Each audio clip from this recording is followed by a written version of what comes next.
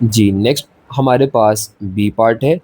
अब B part को start करने से पहले हमें मिड टर्म ब्रेक आनी चाहिए, ठीक है? जस्ट लाइक ए पार्ट में हमने पहले देखा कि हम फार्मूलाज़ को किस तरह से फैक्टराइज़ करते हैं। फार्मूला जो हमारे पास है ए स्क्वायर माइनस बी स्क्वायर का फार्मूला, वो हमारे पास किसके इक्वल होता है? अब सेम यहाँ पर भी हम क्या करेंगे, पहले हम देखेंगे कि हम यहाँ पर मिड टर्म ब्रेक किस तरह से कर सकते हैं। अब मिड टर्म ब्रेक क्या होती है? अब मिड टर्म ब्रेक करने के लिए ना हमारे पास जो इसका न्यूमरेटर है, ये एक क्वाड्रेटिक इक्वेशन है। अब क्वाड्रेटिक इक्वेशन क्या होगी हमारे पास? पहले आप ये देखें कि हमारे पास हम क्वाड्रेटिक इक्वेशन किसको कहते हैं?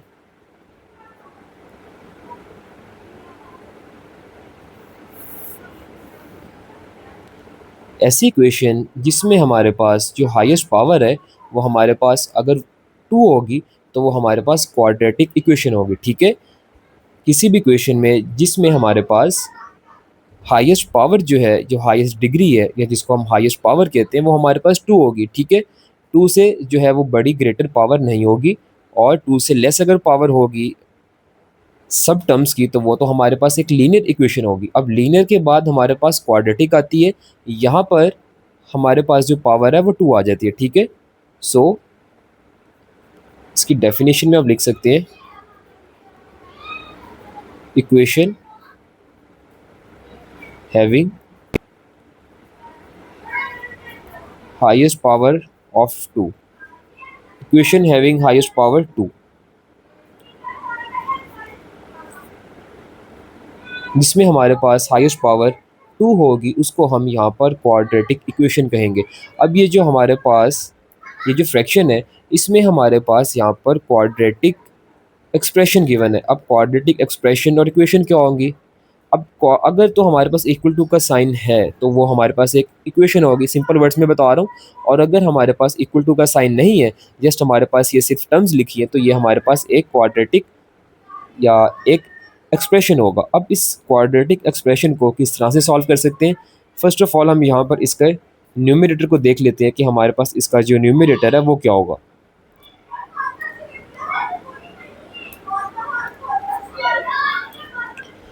न्यूमरेटर में हमारे पास है यहाँ पर C square plus 2 CD minus 15D²।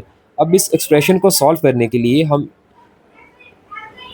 Mid term break करेंगे। अब मिड टर्म ब्रेक करने का मीनिंग क्या होगा? हम मिड टर्म ब्रेक का मीनिंग ये होगा कि ये जो हमारे पास ये वाली मिडिल वाली टर्म है, ये वाली, इस टर्म को हम यहाँ पर ब्रेक करेंगे।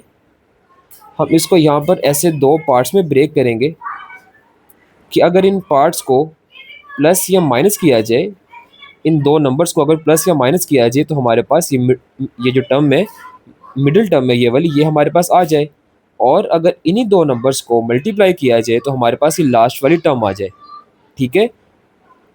अब ये लास्ट वाली टर्म से पहले ये तब होगा जब हमारे पास यहाँ पर कॉफिशेंट नहीं होगा, लाइक कॉफिशेंट जब 1 होगा, ठीक है? अब फर्स्ट ऑफ ऑल क्या करेंगे, देखिए स्टेप नंबर 1,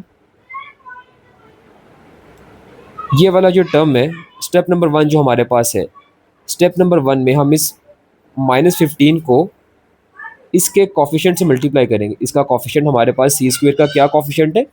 हमारे पास इसका कॉफिशेंट 1 है, ठीक है? अब यहाँ पर -15 को 1 से मल्टीप्लाई करेंगे तो हमारे पास -15 आएगा। देखिए मल्टीप्लाई करने से हमारे पास -15 आ रहा है ना। तो यहाँ पर दो नंबर्स ऐसे फाइंड करने हैं जिनको मल्टीप्लाई करें तो हमारे पास -15 आ जाए, और अगर उनको प्लस या माइनस करें, उन्हीं दो सेम नंबर्स को अगर हम प्लस या माइनस करें तो हमारे पास मिडिल वाली टर्म आनी चाहिए, जो कि हमारे पास ये वाली, ये जो हमारे पास 2 है, ये हमारे पास +2 आना चाहिए। तो प्लस या माइनस करने से 2 आए और मल्टीप्लाई करने से 15 आए। अब इस तरह के नंबर्स फाइंड करने के लिए यू हैव टू फाइंड और look for the factors of this number. ये जो हमारे पास 15 है, इसके फैक्टर्स हम यहाँ पर देख लेते हैं। फैक्टर्स ऑफ 15 क्या होंगे हमारे पास? फर्स्ट ऑफ ऑल इसका जो फैक्टर एक आएगा वो तो हमारे पास 1 टाइम्स 15 आएगा, और उसके अलावा 3 टाइम्स 5 एक फैक्टर आएगा। जस्ट ये हमारे पास इसके 4 फैक्टर्स हैं। अब यहाँ पर देखें कि हम कौन सा वाला पेयर चूज़ करें कि हम उनको मल्टीप्लाई करें तो हमारे पास यहाँ पर 15 आ जाए और माइनस 15 आए, और उनको प्लस या माइनस करें तो हमारे पास 2 आए, तो वो हमारे पास ये 5 और 3 होगा। तो हम यहाँ पर ये वाला पेयर चूज़ करते हैं। यहाँ पर हमारे पास 5 और 3। अब जो यहाँ पर आएगा सेम वही नंबर्स यहाँ पर भी आएंगे। ये हमारे पास इसका फर्स्ट स्टेप हमारे पास था कि यहाँ पर इनको मल्टीप्लाई करेंगे। अब ये देखेंगे कि मल्टीप्लाई करने से ये लास्ट वाला जो डिजिट है, ये जो कॉफिशेंट है, इस ये वाला कॉफिशेंट फर्स्ट वाले कॉफिशेंट से हम मल्टीप्लाई करेंगे, या जो हमारे पास यहाँ पर जो कांस्टेंट होगा, एक्चुअली यहाँ पर ये कॉफिशेंट नहीं, इसको हम यहाँ पर बिकॉज ये एक कांस्टेंट होगा, इस कांस्टेंट को हम फर्स्ट वाले टर्म से मल्टीप्लाई करेंगे तो हमारे पास -15 आ जाएगा। अब सेकंड स्टेप ये होगा कि फर्स्ट स्टेप मल्टीप्लाई करने से -15 आए, सेकंड स्टेप प्लस माइनस करने से हमारे पास ये जो मिडिल टर्म है ये वाली आनी चाहिए। थर्ड स्टेप माइनस या इस 15 के फैक्टर्स फाइंड करेंगे। फोर्थ स्टेप नंबर 4, अब ये देखेंगे कि कौन सा वाला यहाँ पर जो पेयर है वो यहाँ पर सुटेबल है, यहाँ पर कौन सा वाला पेयर हम यहाँ पर यूज़ कर सकते हैं। तो 5 और 3 को मल्टीप्लाई करें तो 15 आ जाएगा, 5 में से 3 को माइनस करें तो हमारे पास 2 आ जाएगा। अब नेक्स्ट स्टेप क्या होगा, हम ये देखेंगे यहाँ पर साइंस लगाएंगे कि क्या +5 के साथ आएगा या माइनस माइनस आएगा इसके साथ 5 के साथ, या फिर 3 के साथ प्लस आएगा या फिर 3 के साथ माइनस आएगा। अब जो आप साइन यहाँ पर यूज़ करेंगे ना, हम यहाँ पर जो यहाँ प्लस आएगा, अगर यहाँ प्लस आएगा तो यहाँ पर भी प्लस आएगा, ठीक है। और अगर यहाँ पर आप माइनस यूज़ करेंगे तो फिर यहाँ पर भी हमारे पास माइनस आएगा। अब ये देखते हैं कि हमें यहाँ पर +2 चाहिए, तो ग्रेटर नंबर के साथ अगर प्लस लगा दिया जाए और 3 के साथ अगर माइनस लगा दिया जाए तो 5 - 3 करेंगे, हमारे पास 2 आ जाएगा। और +5 को 3 से मल्टीप्लाई करेंगे तो हमारे पास -15 भी आ जाएगा, ठीक है। सो हमारे पास यहाँ पर 2 नंबर्स कौन से आ गए, एक हमारे पास यहाँ पर आ गया, एक 5 आ गया और एक हमारे पास यहाँ पर 3 आ गया।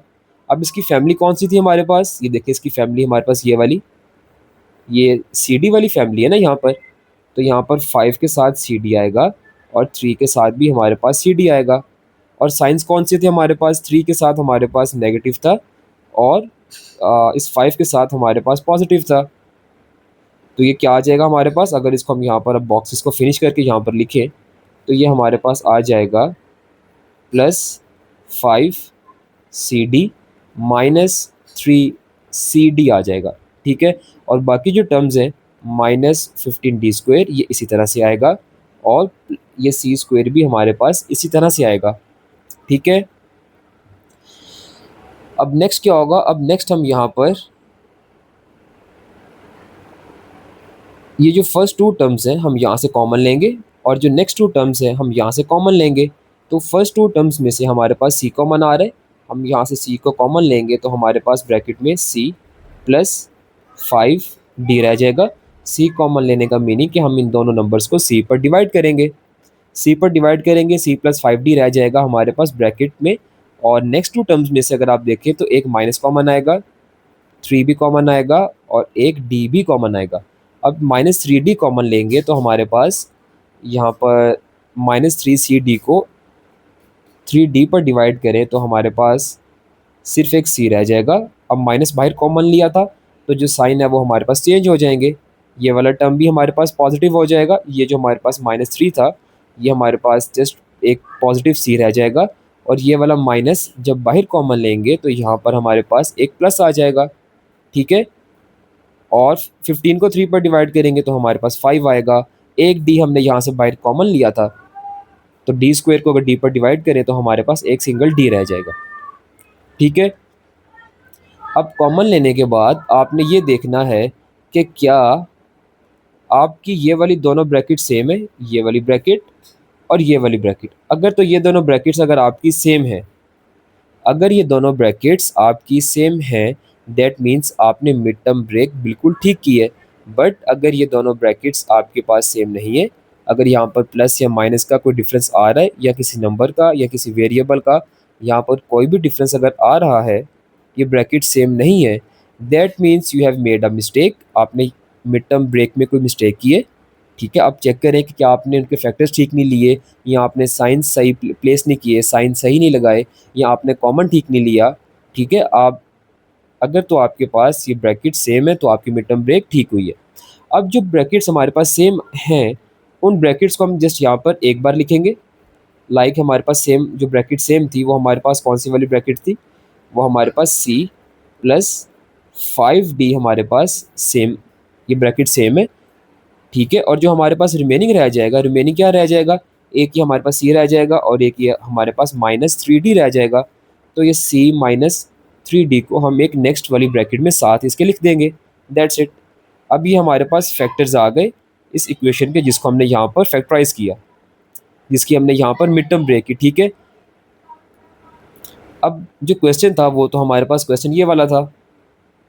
इस क्वेश्चन को हम यहाँ पर दोबारा से जो है वो कॉपी करते हैं, यहाँ पर इसको पेस्ट करते हैं।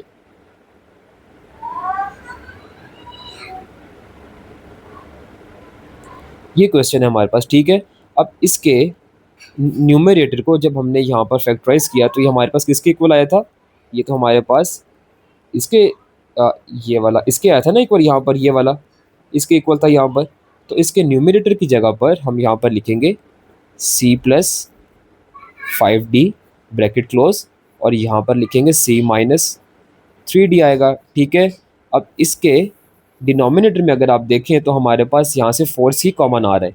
अगर 4c कॉमन लेंगे डिनोमिनेटर में से तो हमारे पास यहाँ पर एक सिंगल c रह जाएगा, और प्लस 20 को 4 पर डिवाइड करेंगे तो हमारे पास 5 रह जाएगा। सी डी में से एक सी को बाहर कॉमन लेंगे तो हमारे पास यहाँ पर जस्ट 5d रह जाएगा, ठीक है। अब ये हमारे पास फैक्टर्स हैं। अब फैक्टर्स को हम फैक्टर से कैंसिल आउट कर सकते हैं।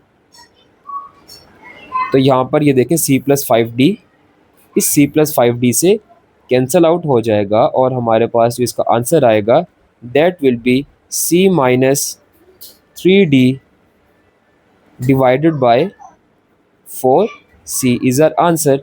अब यहाँ पर c में और c में कैंसिलेशन नहीं होगी, बिकॉज जो कंप्लीट फैक्टर न्यूमरेटर में जो कंप्लीट फैक्टर है वो हमारे पास ये वाला एक कंप्लीट फैक्टर है और ये हमारे पास एक कंप्लीट फैक्टर है।